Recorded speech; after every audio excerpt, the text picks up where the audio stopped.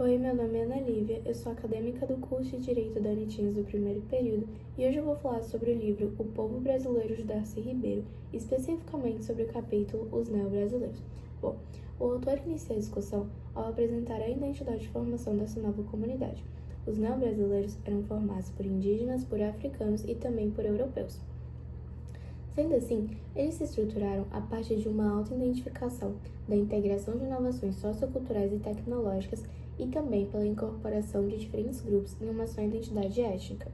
Os fatores que fizeram com que essa comunidade crescesse cada vez mais foi que eles abrigaram um maior número de membros do que as aldeias indígenas, exerciam funções especializadas e também construíram uma macroetnia. No que tange à economia e à subsistência, eles eram autossuficientes em parte, ou seja, eles conseguiam produzir o próprio alimento, mas também dependiam de alguns artigos importados, como o sal, a pólvora e o metal.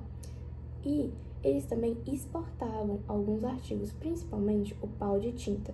Sendo assim, havia uma economia de subsistência, mas com vínculos mercantis.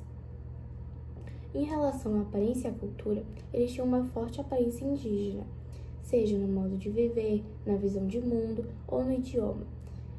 Mas essa indianidade ela era muito mais aparente do que de fato real, porque essas características indígenas foram adaptadas e transformadas em algo novo.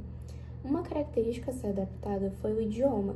Antigamente, o que reinava era o tupi e o nhengatu. Eles perduraram até o século XVIII e posteriormente foram substituídos pela língua portuguesa. Em relação à tecnologia produtiva, houve uma fusão entre as técnicas indígenas e as técnicas europeias. Sendo assim, foram mantidas características ligadas ao cultivo, à caça e à pesca, mas elas foram enriquecidas com instrumentos de ferro, como a roda hidráulica e o carro de boi. Em relação à habitação e à vida cotidiana, os indígenas viviam principalmente em malocas e em grupos familiares maiores. Por outro lado, os neo-brasileiros costumavam viver em casas de taipa e em grupos familiares menores.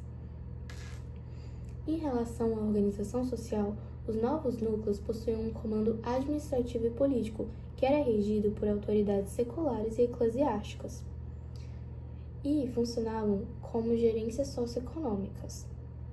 Houve também a diferenciação entre as áreas rurais e as áreas urbanas. Nas áreas rurais, havia concentração de fazendas e eram formadas por proprietários de terras e escravos negros, que eram responsáveis pela produção agrícola e mercantil. Por outro lado, nas áreas urbanas, era composta por trabalhadores braçais, artesãos, comerciantes, funcionários e sacerdotes, e eles eram responsáveis pela administração e pelos serviços.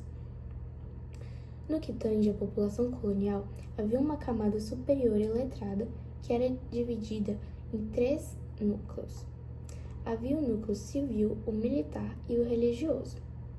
Sendo assim, a burocracia colonial, ou seja, Lisboa, exercia funções civis e militares. No âmbito religioso, havia principalmente o foco na catequese e no controle ideológico da população, pregando o catolicismo. E em relação à economia, era voltada principalmente para a exportação, e os agentes financeiros e armadores ligados à exportação e aos portos europeus. Em síntese, os neo-brasileiros vão surgir da fusão entre indígenas, africanos e europeus, com forte influência indígena no início, mas progressivamente incorporaram técnicas, língua e costume europeus, consolidando uma sociedade colonial voltada à produção para exportação, à organização de núcleos rurais e urbanos e também sob o forte controle político, religioso e econômico de Portugal. Sendo assim, chegamos ao fim da análise sobre o capítulo Os Neo-Brasileiros. Eu espero que esse resumo possa ajudar qualquer estudante que esteja em dúvida.